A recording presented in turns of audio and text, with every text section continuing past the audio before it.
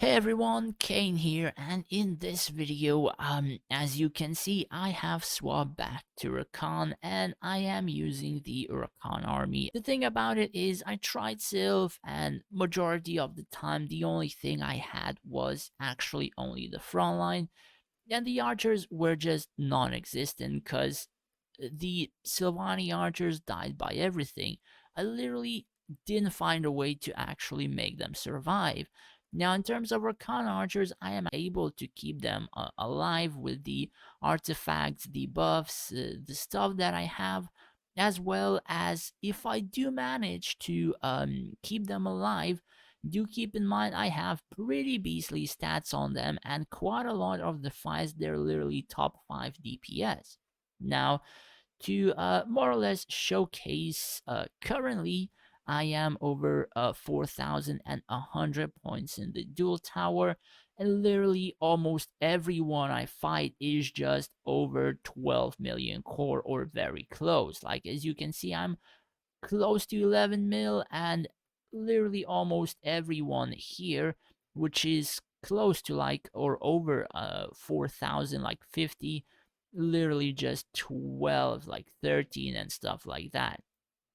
I started actually at very low because at one day I didn't have time, so I just one heroed everything. But yeah, quite a lot of harsh fights, I suppose.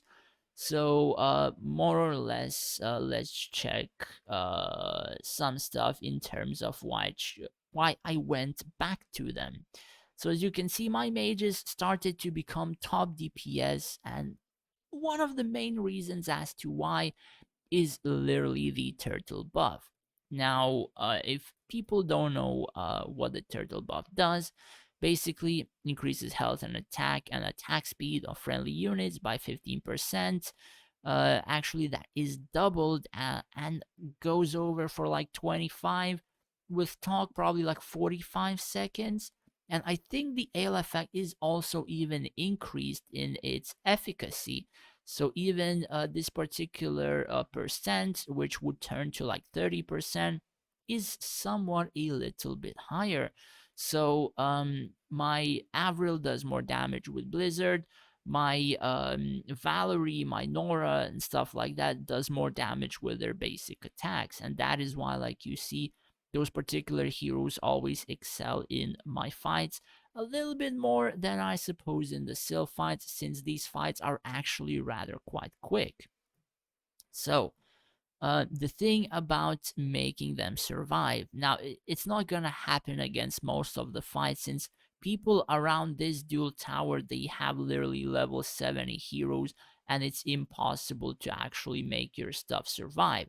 So for example, Rufio jumps, as you can see, the archers took no damage whatsoever. Then Leo Sprite proc, they took some damage, but the healing, the artifacts that I have, the prisms that I have, literally that Rufio just got exploded and he did 0 damage to the backline.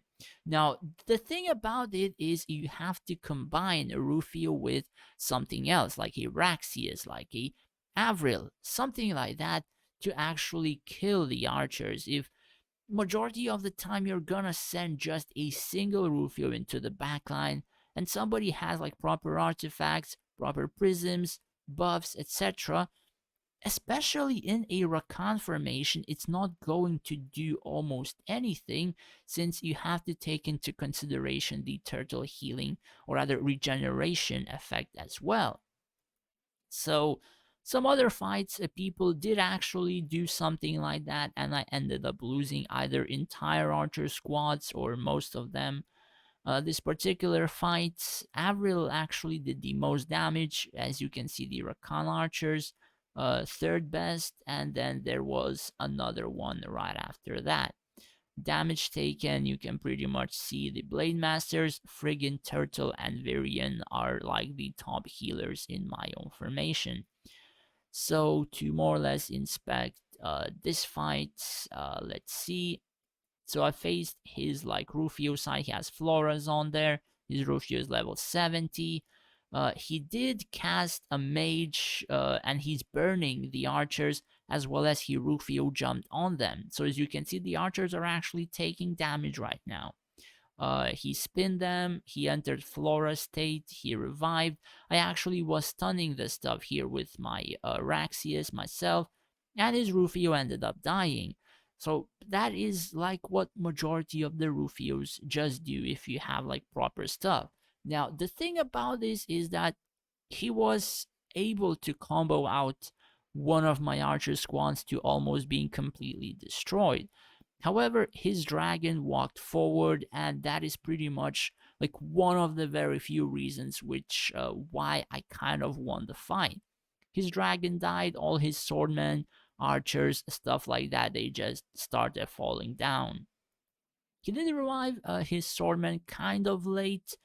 I think he should have done that a bit earlier while his heroes in here were still alive, but more or less the fight was already kind of won by me as soon as the dragon just walked forward. So there are a couple of fights that I've done, even one against 12.5 million Sylph, though I don't think this Sylph actually had a lot of good stuff. The health is pretty good. The resistances are kind of lacking. Whenever I was Sylph, I had them over 160, both of them. The healing received is god awful. Whenever I was Sylph, I had like 160 or more of these resistances, plus 160 of the friggin' healing received. So, well, the only good thing she has is that the enemy crit rate reduction is a little bit higher. Thus, it took me quite a while to kill them anyway. In terms of damage, Valerie friggin' 2 million, and then a Rakan Archer squad. Like, this is what I was kind of lacking whenever I was playing Sylph. Everything was towards heroes, and honestly, if they do focus complete like they completely focus out my heroes, and I have no chance of winning the fight even as Sylph. They have only the front line, the archer just die if anything sneezes, and that's pretty much it. And like this is why I kind of chose back to Rakan, because I have like if they ail themselves, they heal. I have prisms, trinkets, even turtle regeneration is additional heal, and they end up surviving and then dishing out incredible amounts of damage. Now against a couple of other 12 million cores, I actually lost. One, I did manage to beat about 50% ish of the field. Though you have to keep in mind that their archers are tier 18. Um, I don't think the stats are actually that good of the archers, but literally level 70 heroes, and I had a lot of issues actually like focusing a Denji like this. Basically, my Rakan archers weren't capable of beating a friggin' level 70 gladiator rather quite quick. So if my archers were tier 18, I wouldn't really have that many issues with this person's gladiators, and I would have actually won this fight. Because, like, they were stuck on that one gladiator in terms of Denji for 20 seconds. 20 or like 25.